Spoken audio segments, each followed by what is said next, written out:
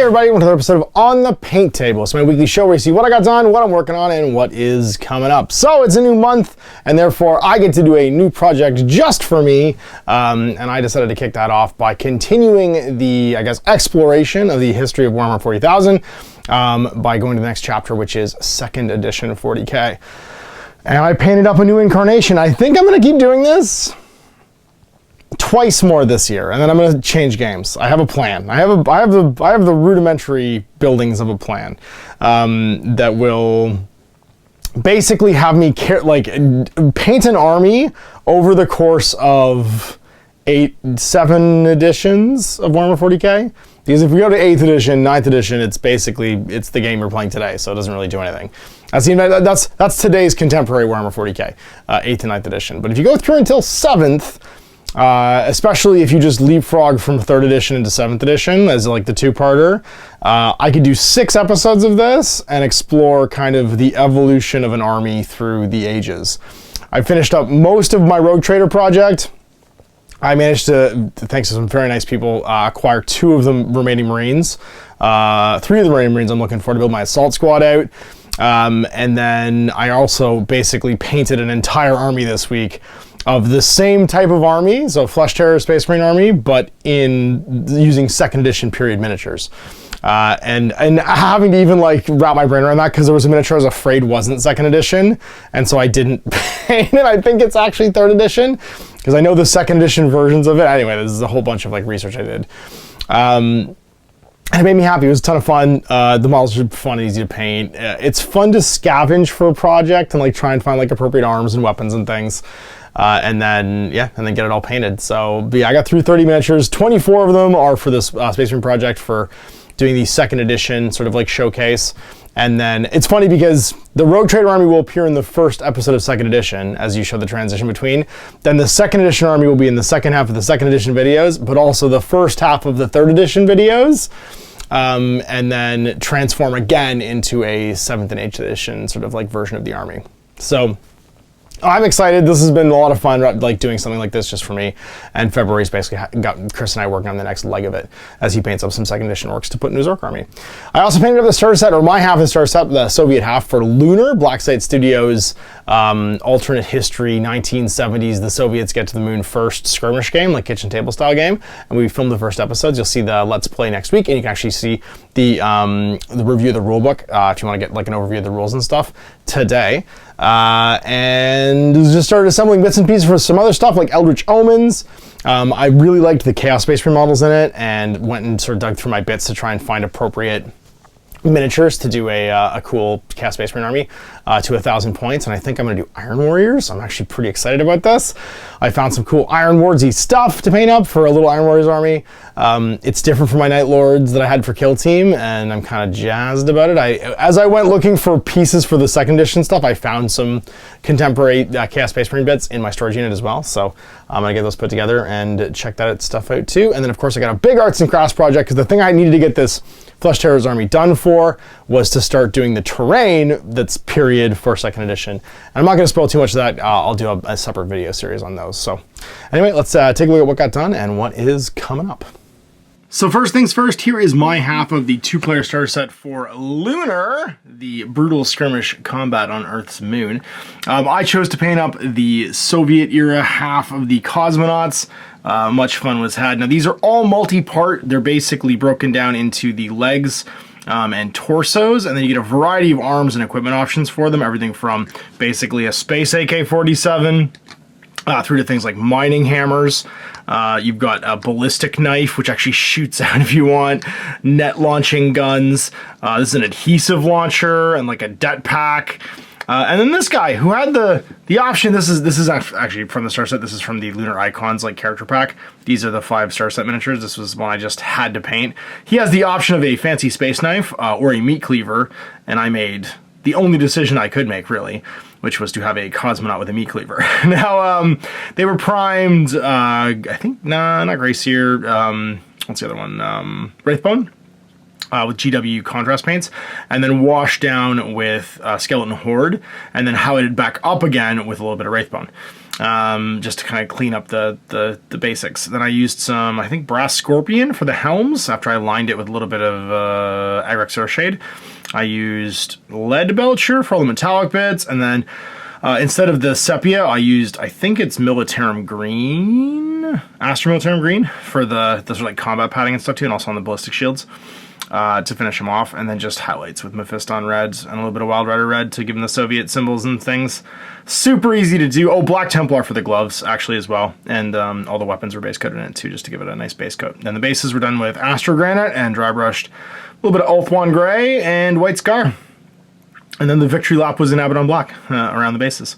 And that's really it. Super quick and easy to do. They're so much fun to paint.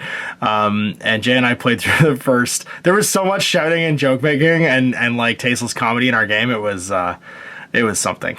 There was a lot of me shouting, "Take that, comrade," and just general silliness. It's a really fun micro skirmish. Plays on a 24-inch board, and you can check the review of it today. The rest of the week was spent painting these, including doing, oh my god, I hadn't painted a back banner in so many years. I kind of think they look like crap, but that's just me freehanding back banners. It's been a hot minute. I actually left. I decided not to do back banners in the Death Company chaplain and the captain after I did these guys. I did the Terminator chaplain with one because it's really hard not to. He has a spot for one and a metal back banner, and so I was like, I kind of have to do the back banner on you. Whereas for the sergeant, it's like integral to the star set miniature, and so I couldn't really go away from it either. But 24 miniatures painted.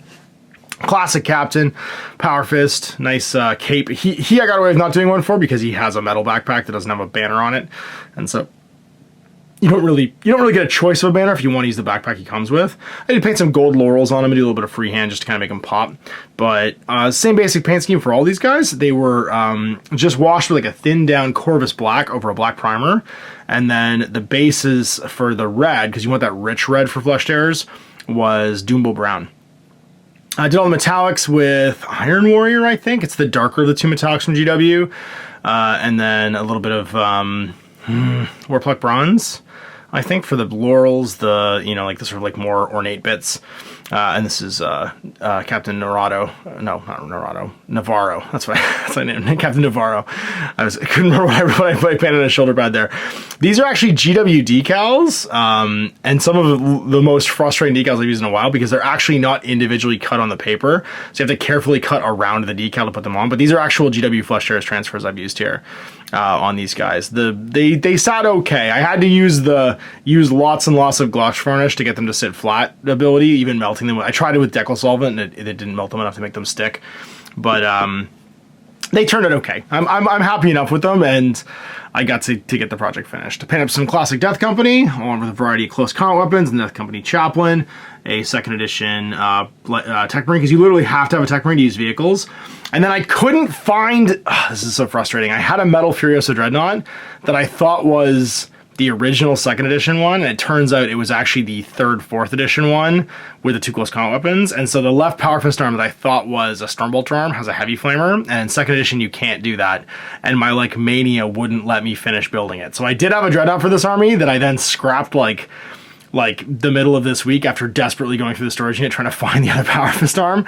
If anyone has a metal Power Fist arm with a Stormbolter on it for a Space Marine Dreadnought from this era, I will beg, borrow, and steal to get it, because I have enough to make both if I can find that other arm. I could do a Metal Furiosa with close combat weapons, and I could do a regular Dread too. Anyway, enough shouting about that. But that was I had to do a hurried backup plan, which basically left me doing other miniatures as opposed to doing the Dreadnought instead. I do have a Land Speeder I might paint instead, but the Tech Marine got done first, and then I was like, well, I'll just do this Rhino.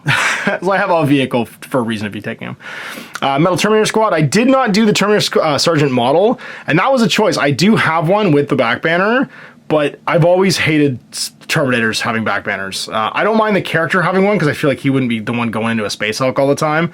But the sergeants for my Terminator Squad, I want to do a Space Hulk game, a second edition Space Hulk game at some point with these guys. And so I just left the back banners off. If I do one, it'll be the plastic ones that come in that box set just to preserve the miniature, because there is a plastic Terminator Sergeant that has a back banner in Space Hulk second edition. but we'll see. And then for my tactical squad, I did one squad of the plastics. Oh my god, the At Attention Marines. They are, so these miniatures for a long time would be referred to by anyone who's worked for Games Workshop as demo figs. And the reason for that is they were produced in such huge quantities that they got sent to GW stores for like the free model you give to a kid to teach them how to paint. And I have taught so many kids how to paint these miniatures that I could paint one in my sleep. Like, I think I painted this entire 10-man tactical squad. Like, the most part of like the longest waiting period was the drying time on the miniatures because I could almost turn my brain off, and it was so relaxing to paint them. It's not even funny. It's easy to get to all the detail. They're not like hyper detailed, and yeah, it was a blast painting them because the only miniatures that aren't just holding their gun at attention or the flamer, which is only slightly different, are the Sarge, who has no neck whatsoever. Actually, none of these Space Marines have a neck, period. And the missile launcher, who is particularly neckless. So I'm glad I painted them. I won't paint a second squad. I'll paint some metal Strike Force Marines, actually, because they're a good indication of the bridge between Rogue Trader and 2nd Edition 40K. But yeah, I had to have a squad of these to showcase 2nd Edition because everybody had some, and I would bet dollars to donuts that if you came up into the Games Workshop hobby or the miniature wargaming hobby through a Games Workshop store, one of your first games ever of any miniature game was playing a mega battle on a Sunday with 5 of these Bolter Marines taking on whatever crazy amounts of things the staff put on the table. So piece of history, very cool miniatures for how simple they were for the time, and a lot of fun to paint. And then I painted this guy, the Terminator Chaplain, like amazing miniature, classic Just Goodwin sculpt, and for being like sort of like the simple pose old Terminator style, you know, it's just good one. The face is amazing. The detail on the Crozius and stuff is amazing. And I did my best to give him a banner that doesn't suck. This was me going online trying to figure out what the size of the banner was supposed to be, and then downloading a bunch of blank banner templates and then painting them up. So a lot of fun painting this. 24 models done. I got a Rhino to go, and that gives me a 1,500 point army to play non-Dark Millennium Codex 2nd Edition. I think the 2nd Edition series is going to be 3 episodes. There'll be one where I actually use my Rogue Trader army to bridge the gap in the editions, another one where I use this army, and then a third one where I use this army plus I'll probably paint my Librarian and my Land Speeder to show off all the stuff that you got in Dark Millennium, like the Psychic Girls and stuff, and kind of just show how the game evolved over, you know, first introducing codexes as a concept, then introducing psych powers and like the advanced box set stuff that kind of also happened with Battle Magic for Warhammer. Just like the last time, I'm using this old Chessex carrying case to kind of put limits on the project. So the stuff left, like there's 8 slots remaining, no, 7 slots remaining after this, the Scout Squad and the Librarian get done. And so the things I want to paint for the 3rd edition project, I want to paint this guy. He's actually from the 3rd edition 40k Command Squad box. He's not a 2nd edition Apothecary, which is the reason why I didn't paint him for this edition. But I also want to paint these because there's a Blood Angel Sergeant here who's perfect for this project. And then 4 of these Metal Strike Force Marines who were the bridge into 7th, like Mark 7 power armor. And you can see here the knobs were even like cut off from the RTB-01 Marine. And they even had these little nubs on the shoulders, so if you wanted to, you could use RTB-01 bits on them, and they had the same shoulder like profile. But these are some of the first Mark 7 Marines that were done as like a tactical squad, and I want to do a 5-man tactical squad just led by a sergeant. I think I'll probably use an RTB-01 flamer on them, maybe, or some kind of special weapon to give them a special weapon, and just have it be like a little, like, you know, stick it in a Rhino or stick it in a Razorback squad with a character, and it could be like the bodyguard for this guy. Have like a little tactical bodyguard for the captain, and something for him to ride around with. I think it'd be fun to do, and it just kind of finishes the project off. I got 5 Scouts. These came out very late edition, 2nd edition. The Scouts were some of the last miniatures produced, along with the Battle Sisters for 2nd edition. But they show the jump between the Mohawk Scouts and the modern Scouts. And again, there'll be a good bridge for 3rd edition because I'll have a 2nd troop choice, a 3rd troop choice for this. Because when we jump to 3rd edition, we're talking about 2 troops in HQ being the core of every game. And there's an amazing picture in the 3rd edition Space Marine Codex of Alan Merritt's army, which I absolutely love. And then, of course, my Librarian here, my Epistolary. He's a level 3 Librarian. I'll use him for it even says in the catalog, he's an Epistolary. I'll use him for the the third second edition game where we showcase Dark Millennium and the psych powers and stuff like that. Yes, I realized I could do a librarian in Terminator armor with lightning claws because it was the most unkillable thing in the game. Get an aura of fire, iron arm librarian, but I'm not doing that to Chris because we're doing this for fun. Then massive thanks to J. Murray and Kier Halewood for getting me one step closer to finishing the Rotator project, filling those last assault marine bits for my assault squad, and meaning that I've got the close combat weapon guys with the jump packs I already have to finish that army up, and that'll be the Rotator Flesh Tearers being done basically when these are finished. So these two amazing close combat marines, and then these two, and he had a spare chaplain he threw in as well from Kier. Basically almost finishing off, and I can come back basically, and probably as like my reward for finishing this is I'll paint these last few miniatures and get the Rotator project finished. Now we got some Eldritch Omens to crack into next week. Of course, this box containing a 2-player battle set, kind of like Fire and Fury. You can check out the review of the actual rules inside today on top of the Lunar one. You get some cool new Pathfinders that I'll probably paint it for Kill Team at some point. But I'm stoked for these new multi-part plastic Chosen, the Warpsmith, and of course the Big Beastie. So when I was in the storage unit, I found some Terminators and a Terminator Lord, because of course Iron Warriors, so why not do something heavy and appropriate? We'll do a Vanguard. And yeah, and I mean Eldar, no thank you, Eldar, please. It's cool and stuff, this new Eldar. I'm actually more excited for this new Chaos stuff. I want Chaos to be amazing again. I think Eldar is great. I'm going to paint an Eldar project at some point, but I'm not as jazzed for that as I am for this big old thing of bits right here. Look at these Chosen, look how cool they are.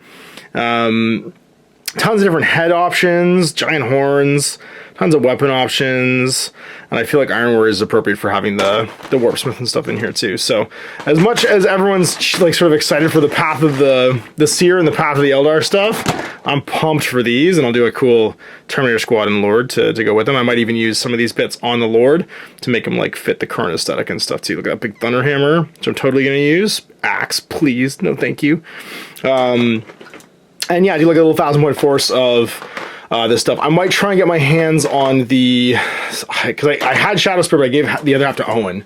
I think he got rid of that army at some point, so I don't have the Shadow Spear stuff, but the Shadow Spear models have all the demon engines and stuff too, so if I can find the start collecting Chaos Space Marines box from Shadow Spear, I'll throw that together with what's here and just try and make an army out of it. Make a nice little 1,000-point Iron Warrior army and have it all themed towards like demon engines and Chosen, and just like, you know, this like trench storming sort of like detachment of Chaos Space Marines. And this back here, I grabbed another Chaos case here for the 3rd edition project, because that's going to start off when this is done. And I keep buying out the shelf of these Chessex cases. You can't really go wrong. They're like 30 bucks, 40 bucks Canadian from my local game store, and I like to go in and just grab them when they're there. And then this is the terrain project in here, and we'll talk more about that later. So there you go, another on the paint table done and on the books. 30 models finished. I managed to, what's today, the 4th? Yeah, it's the 4th.